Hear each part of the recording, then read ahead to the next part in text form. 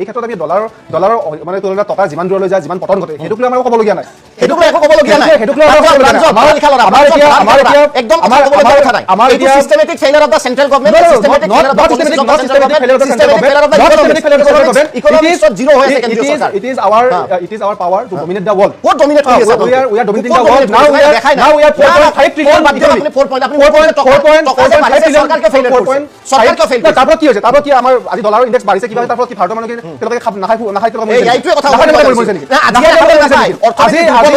অৰ্থনীতি বাঢ়িছে আজি যি হাৰত বাহিৰৰ পৰা যি ধৰণৰ আমাৰ লাভ হৈছে আমাৰ পিএসি আছে গতিকে তাত কোনো কথা নাই গতিকে ডলাৰৰ ইনডেক্স হেবো যি ধৰণে ইম্পোজ কৰিব বিচৰা হৈছে যে ডলাৰৰ কথা কৈ যি হাৰত ভাৰতৰ অৰ্থনীতি দুৰ্বল বুলি ক'ব বিচৰা হৈছে ৰাহুল গান্ধী কিন্তু আমি ভাৰতৰ অৰ্থনীতি দুৰ্বল থকা নাই ডলাৰ দুৰ্বল মানে আপুনি যিমানে প্ৰমাণ দি আছো আপুনি প্ৰব্লেমত পৰিব আপুনি কৈছে কেইটামান কথা মই কৈ দিছো যে ডলাৰ দুৰ্বল হোৱাটো কেন্দ্ৰীয় চৰকাৰৰ দুৰ্বল মানে টকা দুৰ্বল হোৱাটো কেন্দ্ৰীয় চৰকাৰৰ দুৰ্বলতা নহয় ডলাৰ টকা দুৰ্বল হলে অসম ভাৰতৰ অৰ্থনীতিত একো প্ৰভাৱ নপৰে অৰ্থাৎ ডলাৰ আৰু টকাৰ যিটো তুলনা সেয়া মূল্যহীন আপুনি এইটো ক'ব বিচাৰিছে নিশ্চয় চাওক তুলনা মূল্যহীন আপুনি ক'ব বিচাৰিছে আমি এতিয়া ইউএছৰ লগত কিয় নিজৰ তুলনা কৰিম আমি নিজে এতিয়া আমি নিজৰ যি আমাৰ কাম আছে আমাৰ নিজৰ অৰ্থনীতি আছে অৰ্থনীতি আগবাঢ়ি গৈছে এক মিনিট আজি আপোনালোকে ফেইল যুক্তি দিছে আজি নৰেন্দ্ৰ মোদী ফলো নকৰে আজি আপোনালোকে তুলনা কৰক আমেৰিকা আজি বিশ্বৰ এক নম্বৰ অৰ্থনীতি আৰু আজি ভাৰত চতুৰ্থ অৰ্থনীতি হৈ গৈ আছে বাদ দিয়ক আপুনি ডলাৰটো কওক মই এক মিনিট মই এটা মন্তব্য দেখুৱাম প্ৰাঞ্জলে ক'লে যে ৰাইজে ডিসিশন ল'ব দেই যে টকা আৰু ডলাৰ টকা দুৰ্বল হলে বিশেষ কোনো ক'বলগীয়া নাই পাৰ্থক্য নাই অসমৰ 4 ট্ৰিলিয়ন হৈ আছে মই তেখেতক কোনো যে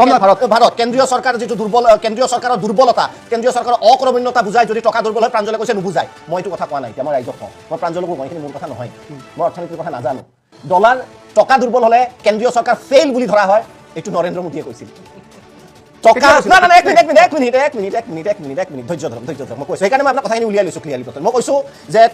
প্ৰাঞ্জলে কৈছে যে টকা আৰু অৰ্থনীতিৰ কোনো সম্পৰ্ক নাই মোদীৰ বাইটো দেখুৱাইছো প্ৰধানমন্ত্ৰী হোৱাৰ পূৰ্বে নৰেন্দ্ৰ মোদীয়ে যেতিয়া টকা দুৰ্বল হৈছিল কিছু 62 টকা নে 52 টকা হৈছিল তেতিয়া মোদীয়ে কি কৈছিল প্ৰধানমন্ত্ৰী আজিৰ প্ৰধানমন্ত্ৰী সেই সময়ত সেইটো প্ৰাঞ্জলে ভালকে শুনিব লাগে মই শুনাৰ দৰকাৰ নাই বাইটোৰ সময়ত প্ৰাঞ্জলক স্ক্ৰীনত ৰাখিব লাগে প্ৰাঞ্জলৰ ৰিয়েকচন মই চাব বিচাৰিছো প্ৰাঞ্জলৰ ৰিয়েকচন প্ৰাঞ্জলক স্ক্ৰীনত ৰাখিব বাইটো দেখুৱাব ইয়েস प्रांजल सुनो प्रांजल स्क्रीन रखिए बोला मुझे मालूम है इस प्रकार से रुपया इतनी तेजी से गिर नहीं सकता अरे नेपाल का रुपया नहीं गिरता है बांग्लादेश की करेंसी नहीं गिरती है पाकिस्तान की करेंसी नहीं गिरती श्रीलंका की करेंसी नहीं गिरती क्या कारण है हिंदुस्तान का रुपया पतला होता जा रहा है ये जवाब देना पड़ेगा आपको ये हिसाब से जवाब मांग रहा है ये ऐसे नहीं होता मित्रों मैं शासन में बैठा हूं मुझे मालूम है इस प्रकार से रुपया इतनी तेजी से गिर नहीं सकता अरे नेपाल का रुपया नहीं गिरता है बांग्लादेश की करेंसी नहीं गिरती है पाकिस्तान की करेंसी नहीं गिरती श्रीलंका की करेंसी नहीं गिरती क्या कारण है हिंदुस्तान का रुपया पतला होता जा रहा है ये जवाब देना पड़ेगा आपको ये हिसाब से जवाब मांग रहा है